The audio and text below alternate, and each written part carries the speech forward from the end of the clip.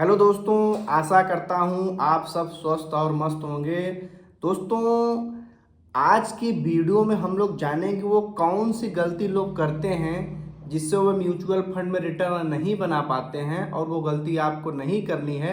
दोस्तों, इस समय अगर आप देखेंगे तो चाहे लार्ज कैप हो, चाहे मिड कैप हो, चाहे स्मॉल कैप हो, जो भी ये गिरावट हुई थी लगभग सब में रिकवरी हो चुकी है। और दोस्तों, निफ्टी अपने ऑल टाइम हाई के बिल्कुल पास में ही है।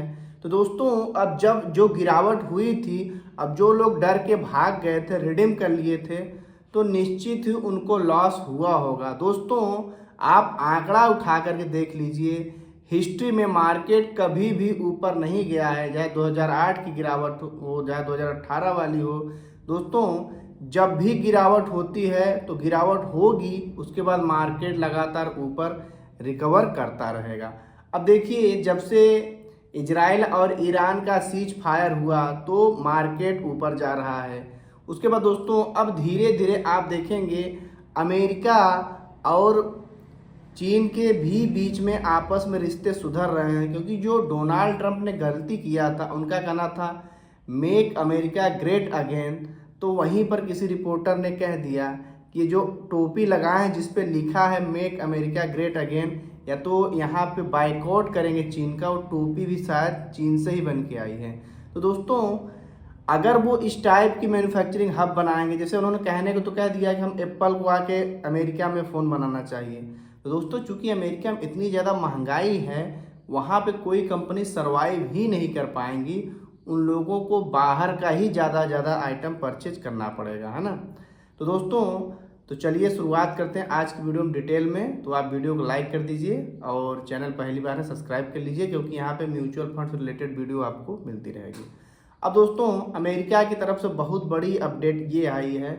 उन्होंने कहा कि बहुत जल्द से जल्द अमेरिका और इंडिया के बीच में ट्रेड डील हो सकती है। अगर ये ट्रेड डील भारत के पक्ष में रही तो मार्केट आप देखेंगे बिल्कुल रॉकेट बन जाएगा। बस अमेरिका की ये कहना है कि भारत ने अपने आप को बहुत ज़्यादा, जैसे अपने आप को अपने में सीमित करके रखा है। जैसे मान लीजिए स्टार लिंक है हमारे यहाँ, जैसे ये वोडाफोन और आइडिया हो गया, एयरटेल जियो हो गया। अब स्टार लिंक चाहती है कि इंडिया में प्रवेश करे और बड़े लेवल पे सर्विस दे। तो दोस्तों, उससे होगा क्या, ज़्यादातर पैसा हमारे देश का अमेरिका में जाएगा। हमारे यहाँ कंपनियाँ अगर ऐसा प्लान मान लीजिए स्टार लिंक लेके आ जाता है एलन मस्क की कंपनी, तो सब तो यहाँ बेरोजगार हो जाएंगे। तो वो चाहते हैं कि अपने आप को थोड़ा और ओपन करो, बाहरी कंपनी को थोड़ा और छूट दो, उनको थोड़ा रियायत दो। अब देखिए, जब भी उनकी बात मान ली जाती है तो ट्रेड डील बिल्कुल ही हो जाएगी, क्योंकि दोस्तों भारत पूरी दुनिया का सबसे ज़्यादा जनसंख्या वाला देश है। यहाँ पे सस्ती लेबर है, कंपनियाँ आई, कंपनियों को फ़ायदा होगा, और यहाँ पे कंज्यूमर बहुत ज़्यादा है। इसका फ़ायदा अगर उनको लेना है तो उनको ये डील करनी ही पड़ेगी, और भारत दोस्तों इसी तरक्की से ग्रोथ करता ही रहेगा। अब जैसा कि इतिहास में आप देखेंगे, आप किसी भी म्यूचुअल फंड का जब भी आप देखिए तो उसका 10 साल या 5 साल वाला डाटा देखिए। अगर वो प्रतिष्ठित फंड है, नामी फंड है, जैसे पॉपुलर फंड है, जैसे बंधन का, स्मॉल SBI का, HDFC का, निप्पॉन का, क्वांट का, मोतीलाल ओसवाल का, ये सब पॉपुलर फंड्स हैं। इनका अगर आप चेक करेंगे तो देखेंगे तो बीच बीच में कभी कभी 1-2 साल गिरावट भी होती है, तो भी कोई फ़र्क नहीं पड़ता। मैं हमेशा बोलता हूँ म्यूचुअल फंड में आपको मिनिमम 10 साल का समय लेके आना चाहिए।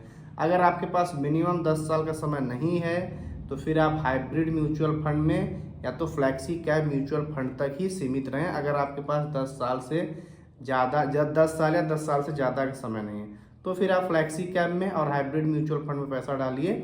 उनमें रिटर्न थोड़ा कम होता है, लेकिन गिरावट उसमें बहुत ही कम होती है। लेकिन अगर आपके पास 10 साल का समय है, या तो 15 साल का है, या तो 20 साल का है, क्योंकि देखिए म्यूचुअल फंड में आने का फ़ायदा क्या है भाई, हर इंसान के बड़े सपने होते हैं।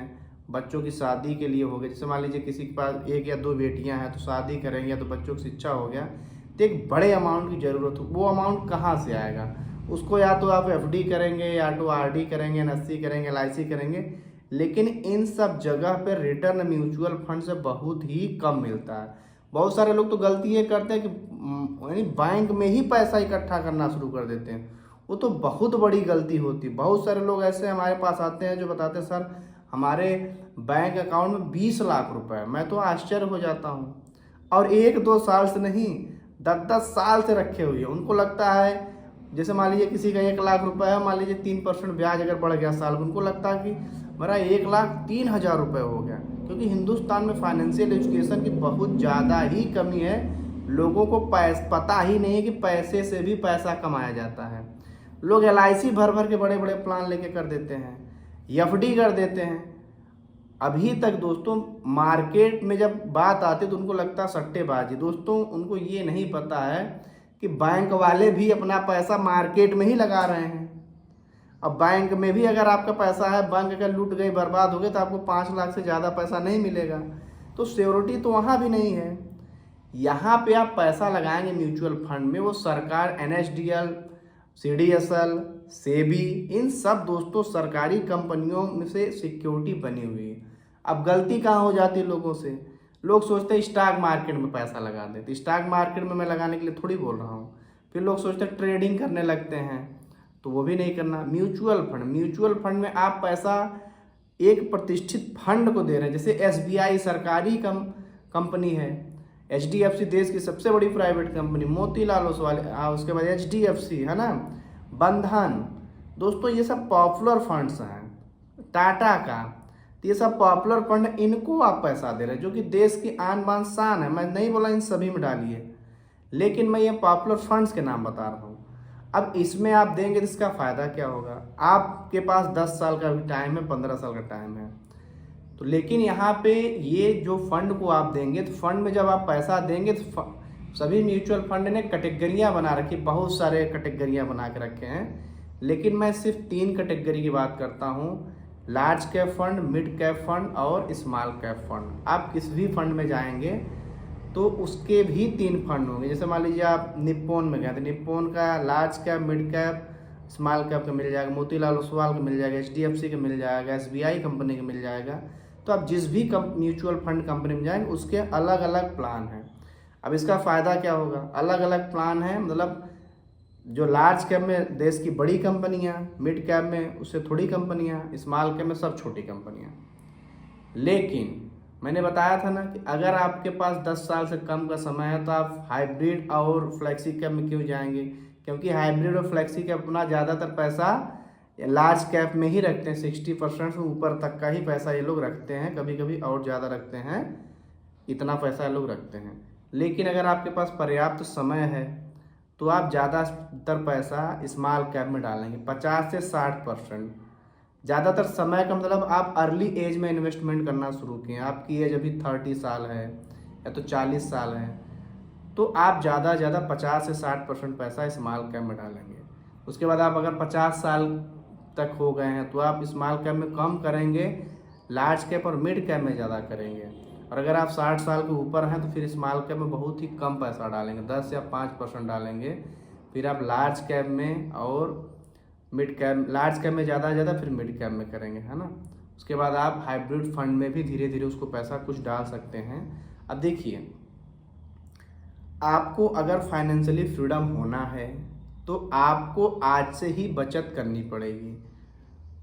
भाई मैं क्यों बता रहा हूँ आपको म्यूचुअल फंड में डालना चाहिए? क्योंकि म्यूचुअल फंड में लार्ज कैप यानी लार्ज लॉन्ग टर्म का पूरा गेम है। अगर आप लॉन्ग टर्म 15 साल या 10 साल दे देंगे, स्मॉल कैप भले ही 1-2 साल घुसा रहे नीचे, जैसे देखिए अभी घुसा हुआ, तो मैंने शुरू में वीडियो को बताया कि 20-20, 30-30% स्मॉल कैप घुसे थे, 40-40%। लेकिन आप देखेंगे जैसे जैसे मार्केट रिकवर करना शुरू किया तो लगभग सभी स्मॉल, मिड, लार्ज सभी रिकवर कर चुके हैं।